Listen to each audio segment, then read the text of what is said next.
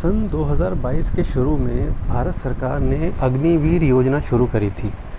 और इस योजना के तहत सेना में स्थायी कमीशन को बंद करके 4 साल की सेवा का प्रस्ताव दिया गया था, जिसमें ये कहा गया था कि 4 साल बाद सेना के 100 ऑफिसर में, हर 100 ऑफिसर्स में से 25 को सेना में रिटेन कर लिया जाएगा और 75 को एक मुश्त राशि के साथ, मंथली सैलरी से अलग एक मुश्त राशि के साथ उन्हें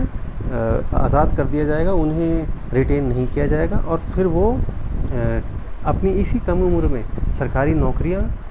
प्राइवेट नौकरियां और अपने बिजनेस के लिए उस एक मुश्त राशि का इस्तेमाल करके कोशिश कर सकते हैं। सेना का ये जो पहला बैच था अग्निवीरों का और अग्निपथ स्कीम का, ये बैच अब जल्दी ही पास आउट होने वाला है और इसमें 25% को रिटेन करके 75% लोगों को बाहर कर दिया जाएगा। ज़मीनी हकीकत अब सामने आएगी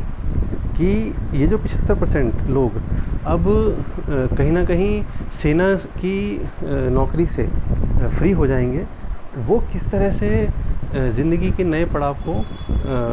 देखते हैं और ज़िंदगी की आने वाली नई मुश्किलों का कैसे सामना करते हैं। इन पर पूरे भारत के अलग अलग विशेषज्ञों की नज़र भी है। शुरुआत से ही सेना ने अग्निवीर योजना का समर्थन तो किया, लेकिन उनका ये कहना था कि रिटेंशन 25% के बजाय 50% लोगों का होना चाहिए। इस पर विवाद तो था, लेकिन सरकार और सेना के जो बड़े अधिकारी थे उन्होंने 25% स्थायी कमीशन का ही शुरुआत में फ़ैसला किया और उन्होंने ये कहा था कि यदि हमें इस योजना में आगे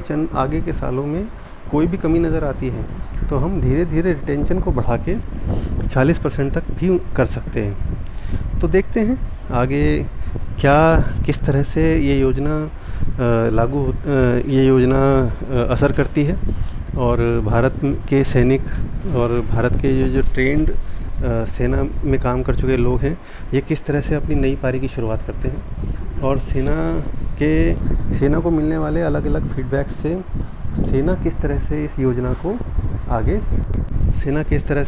अमेंड करती है और भविष्य में